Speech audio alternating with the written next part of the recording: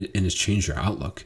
And so again, these are the importances of, like I said, finding a balance and giving your pain a voice, but figuring out how to do that and how not to allow your pain to alienate you, in the same hand, not let it silence you. Again, this is just so many times that I think a lot of people go to one extreme or another. Is they either constantly talk about their pain, they're constantly in your face with it, and so people around them just don't want to be around them, or they immediately shut it down, or they're dead silence.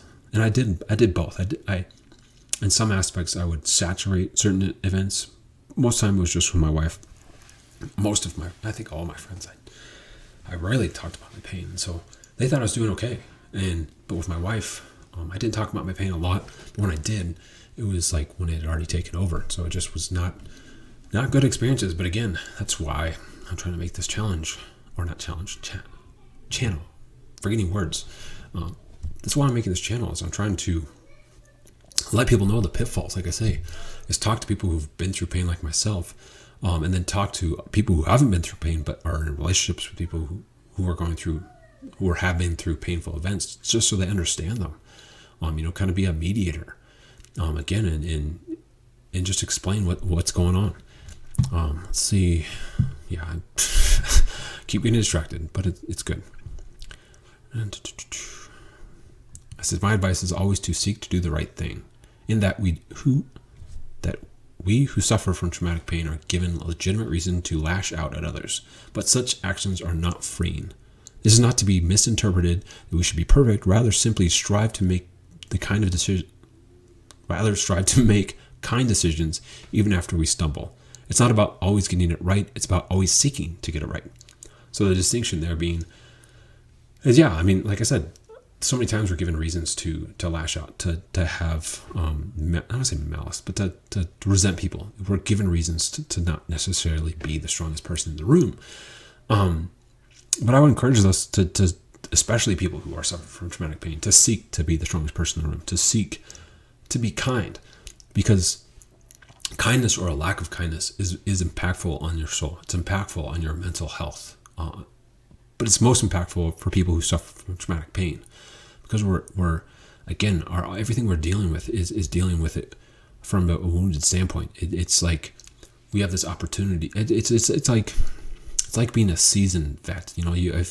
To look back at like the Spartans. If you've seen the movie 300, it's that seasoned vet who has all this experience, who has all this wisdom, and who's going to be so much more impactful on people around them. But they're also have been wounded multiple times over the years, and so they're also more susceptible to be, I don't say to break, but again, they already have that limping leg where they lost a tendon or whatever.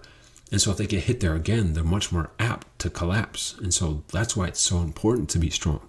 It's not just because you can be the most impactful because of the adversity you've gone through, but also because you're more susceptible to destruction, to being defeated, and not saying that you're weak, but you've been weakened. I think that mental trauma leaves mental scars. It's like I got pneumonia when I was in Marine Corps boot camp. And so when you get pneumonia, your lungs have scar tissue that's there forever, and so you're more susceptible to getting pneumonia or bronchitis. It's just how it works. And so I think that mental trauma does the same thing to your mind. It just makes you more susceptible. Not to say you're weak, but you've been weakened. It's one of those things where if you tear a muscle, you're more apt to tear it. If you've broken a leg or a bone, you're more apt to break that bone because it's been compromised just by nature. It's not anything you do or didn't do. It just comes with it. So that's why it's important to again try to seek to be kind. And like I said, I finished with that. It's freeing. It says you become a slave to your pain, forgiving those who wrong you, evil people who commit evil, people who allow evil, your God, the person who directly wronged you.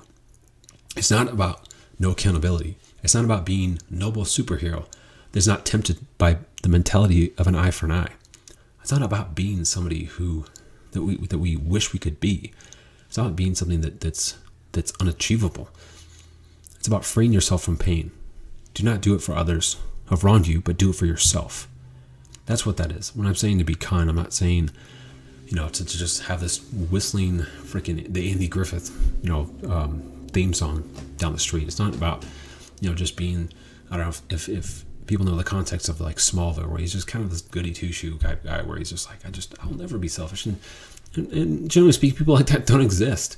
But it's about just looking at the direct benefit to yourself, the direct benefit and healing benefit of not having this eye for an eye mentality, not because you're not given reasons, not because there's no just reason behind you being that way, but just because it's not good for you.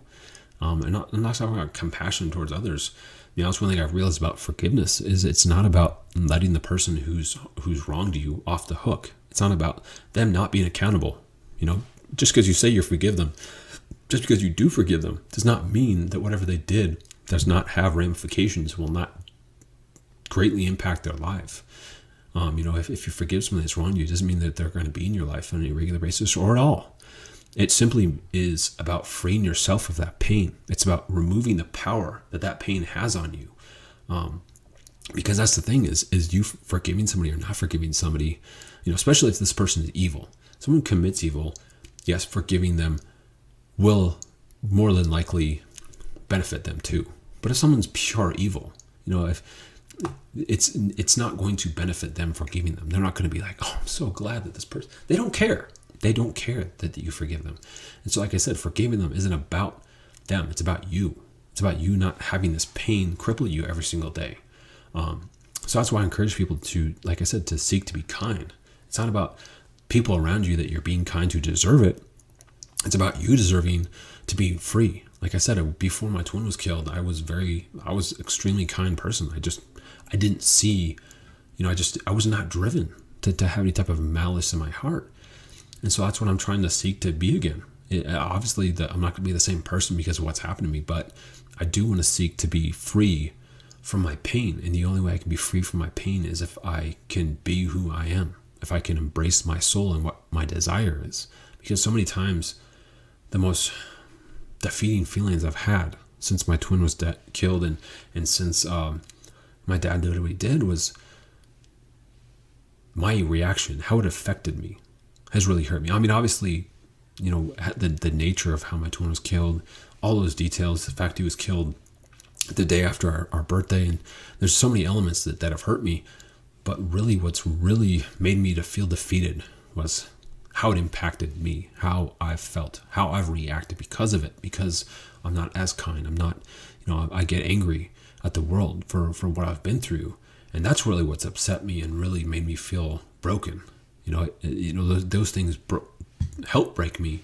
But really just the impact and the negativity I've allowed for it to create in me is what really has hurt me. And so again, I just want people to be aware of that and realize that again, you seeking that peace in your heart isn't about, letting anybody off the hook or not being accountable or whatever. It's about self-improvement. And that's what I said. So I ended with, and it's about freeing yourself from pain. Do not do it for others who have wronged you, but do it for yourself. And for those like myself who struggle with self-improvement because it is it's improving the self, and I feel like I'm being selfish.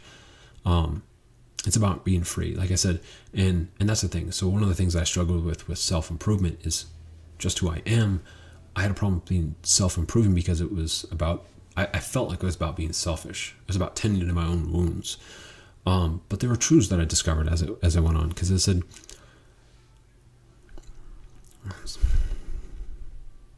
okay, so self-improvement and healing ultimately benefits those around you. If I'm struggling with life, it has weakened me. I am naturally not as strong for others.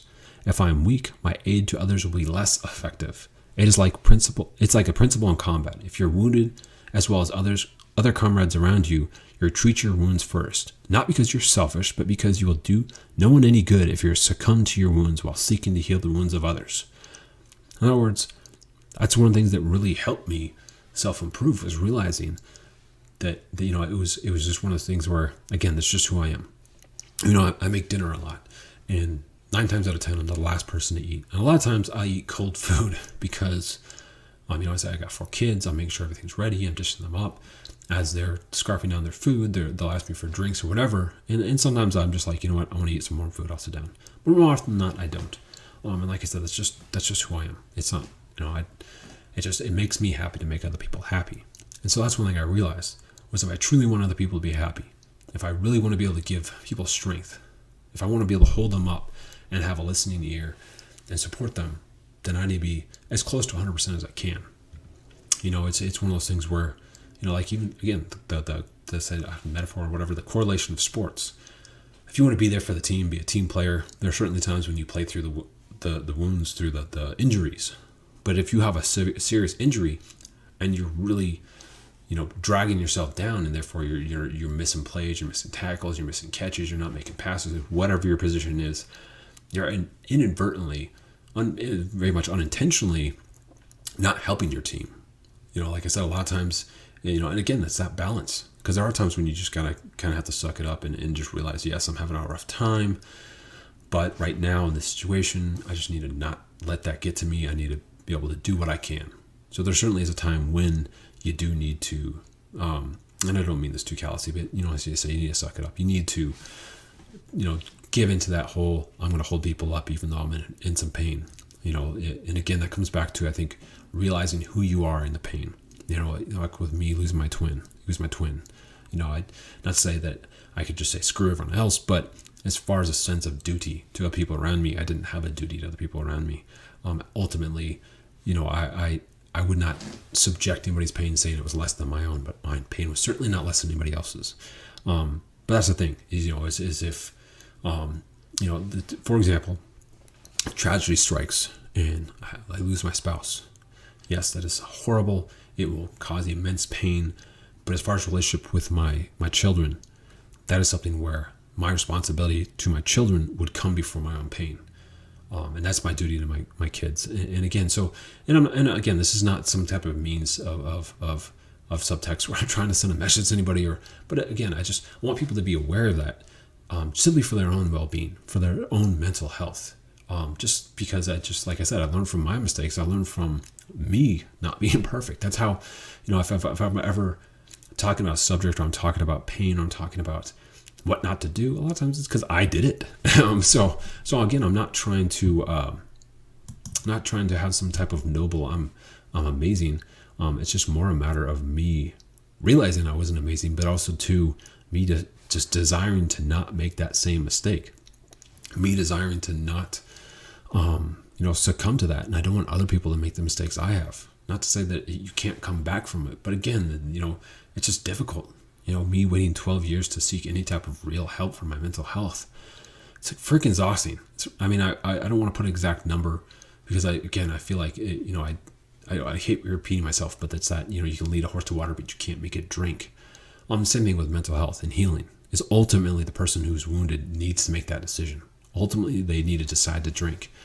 But like I said, I think the best way to do it is just to, just be this welcoming heart. Just be like, it's there. If you need, and if you want, me to sit down while you take a drink, I can do that. If you want me to be in the other room or in the other country, so it's about identifying that healing is healing. It's good for us. You identifying that you need to heal isn't you being weak. A lot of times, especially, depending on the circumstances, I don't want to broad brush anything, but a lot of times admitting you need help is actually the ultimate strength, because most of us a lot of times don't want to be vulnerable.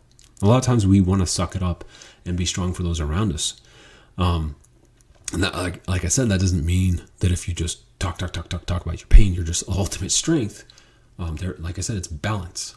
It's trying to figure out what's the healthy way of talking about your pain, where it's not defining you, but it's not the secret. Like I said, there were closest friends, known me my entire life, who had no idea the nightmare I was going through. I was a good actor. I was a really good job, just having a smile on my face every time I saw them, and them having no idea how miserable I was and how much pain that the things that had taken place in my life were happening. And again, too, there were situations where people were trying to reach out to me and be helpful, but again, because of the nature of their pain. And again, them thinking that I was following their pain. It was, it's been so many years. I understand it took me this long, but by this time, I understand that nature, and it didn't discourage me at all when people are talking about their loss. But I knew it was different. I knew that how my brother was killed, the fact he was a twin, that I was 20, I just knew that it was different than just because I mean, I think anybody, like, eventually when my parents pass, that's going to be very difficult. I think that's the difficulty of death, is it's something that we're just not used to, and rightfully so. But because that's the thing, is if you look at the expectancy of life, I think the average life is like around 80. I think women it's like 85, men it's like 79. But you look back not that long ago, and less than 100 years ago, and I think the average expectancy was like 63 or so. It was like almost a 20 year difference. And so you go further back, and I want to say back in the 1800s, the life expectancy was like 40. I don't even know if it was that. I think so. That's the thing, is as we've become more and more, and we've fixed problems, we've created more civility, we've had advancements in medicine, wars, and I mean, war used to be an everyday occurrence everywhere, and so, but as we've evolved, we've made death much less common. But the irony is that we didn't realize we were doing this, is that as we made it less common, we'd made it so that the mind didn't understand it as much, so the mind was more crippled by it. And so even if you lose a loved one by natural causes, even if you lose a loved one, in their 80s or 90s, that's going to have a much more negative impact to our souls, to our minds, than, if you lost a sibling in war 1,000 years ago. I'm not saying that wouldn't have an impact, but back then it was much, much more common. It was much more common for the human mind to just be like, I'm sad, but I just think that the mind was not designed. Shouldn't say not designed. It has not adapted, and that's what we're seeing right now with the issue of mental health in the country, is that we're needing adaptation to this reality, that even if you lose a loved one by natural causes, it's still going to have an impact. But again, it comes back to self-examination and understanding. But as always, good luck and good night.